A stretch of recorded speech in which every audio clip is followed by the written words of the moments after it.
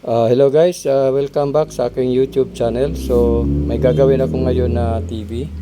Ito guys, model Sony KLB-46BX 450. Okay.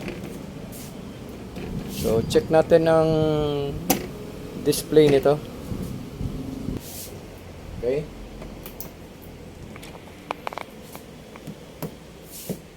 Kung mapapansin guys, meron siyang backlight. Oh. Ano? Pero wala siyang display. So ito guys ay pinalitan na daw ng LCD panel. 2 months lang. Yan ang naging resulta. Yan. So bubuksan natin at titingnan natin ang loob. Okay?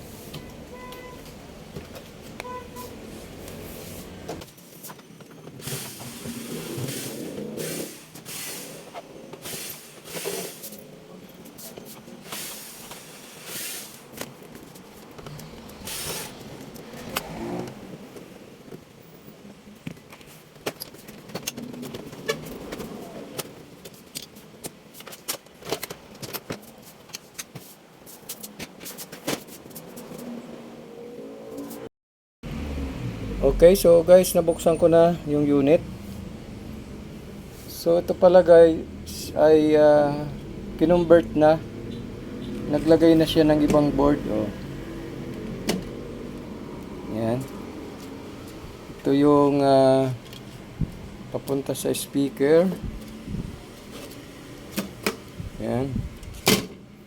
Ito guys yung original na board niya. So dahil ibang panel ang ginamit, nag-convert na lang siya ng main board. Ayan. So disable na ito. Disable na ito eh. Bale sinuplayan na lang itong power board para gumana yung backlight inverter. Ito guys yung inverter niya. Oh. So ito na yung ginamit. Ito yung board.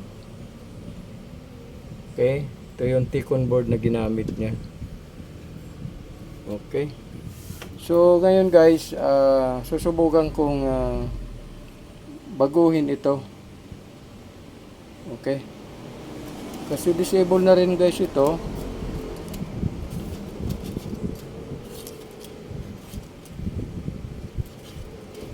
Okay, so bali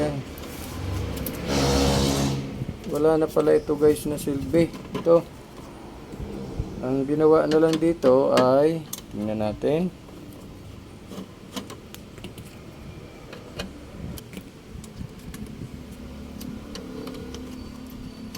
Check natin itong board. Ayun. So para lang guys magkaroon siya ng yung audio video. Okay, nagtap na lang siya ng wire. At galing siya dito sa board. Ito, okay. So yun ang ginawa niyong paraan para mapagana siya. Gumana naman daw, umabot ng 2 months lang. Kaso naging problema, nag-blackout na siya. So ngayon, titingnan natin ito, bakit nag-blackout. Check natin kung may supply ba ito. So, balik mo lang muna natin ito guys.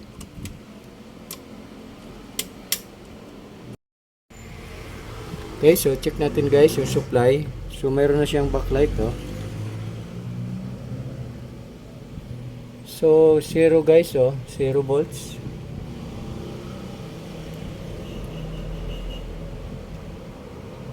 Ayan, 0 volts siya. Kaya siya walang display. So check natin dito sa LVDS. Ayan guys, 0. Check tayo ng voltahe dito. So meron siyang 12 o 11.9. So meron siyang supply dito sa after ng chopper.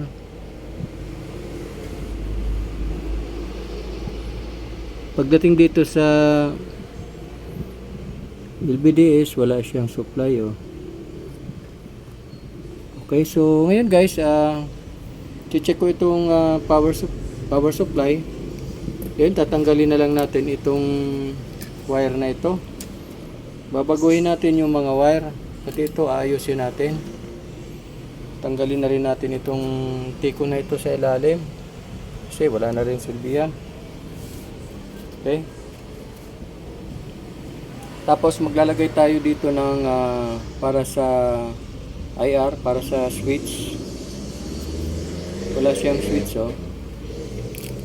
Kasi yung nandito disable na rin ito. Alisin na rin natin ito. Okay, so start na tayo guys at babaguhin natin to. Okay.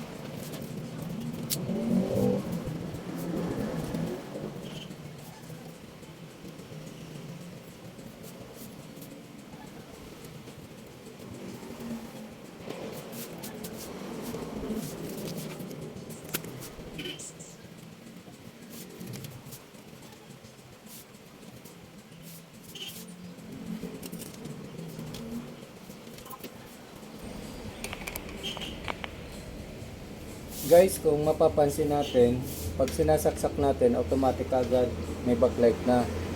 So kahit patay yung power nitong board, may backlight siya. So gagawin natin guys, maglalagay tayo ng relay para once na patay ang unit, patay itong board, patay din yung kanyang backlight. So maglalagay tayo ng relay.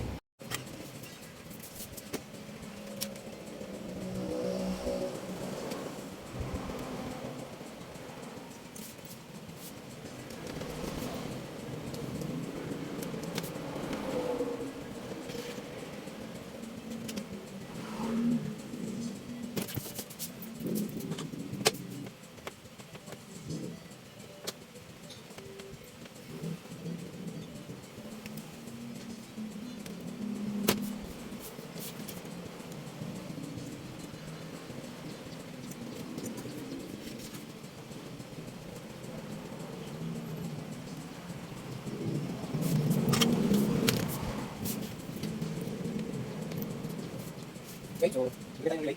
Nakapalo tayo ng power supply.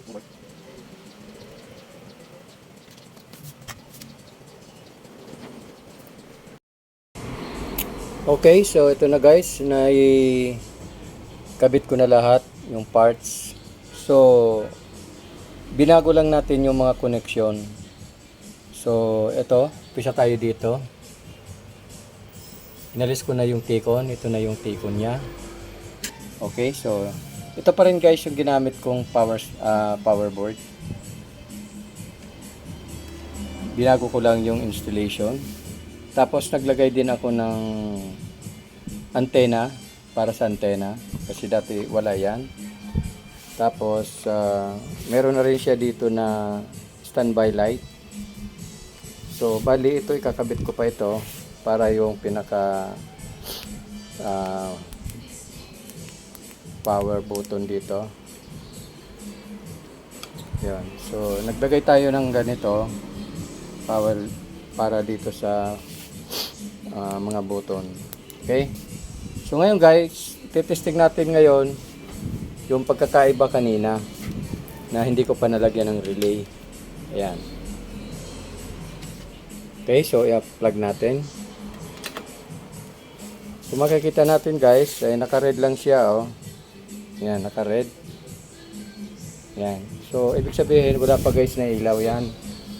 Wala pang ilaw yung backlight. So sa power on ko,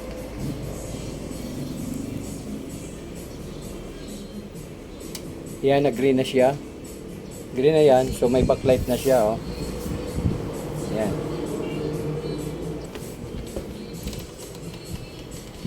So yan na guys oh. May display na siya oh. Okay. Subukan natin na patayin ulit.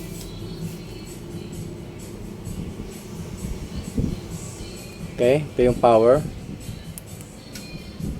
Okay, so wala na siyang power guys yung backlight niya oh. Yan. Naka-standby naman siya oh. Power ko ulit. Yun.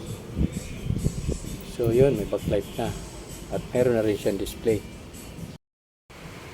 Okay, so ito guys, natapos ko na. Na-install na natin lahat. So ngayon, pa-plug in natin. So yun ang ginawa natin guys. Binago ko lang lahat ng connection. Tapos naglagay ako ng relay. Kasi nawala yung supply nito. Okay. So guys, maraming salamat sa inyong panonood. Kung hindi ka pa guys nakapag-subscribe sa akin, please subscribe and paki-hit din ang notification bell para updated ka sa mga i-upload ko pang video. So guys, maraming salamat. Hanggang sa susunod na video. Thank you and God bless. Bye-bye.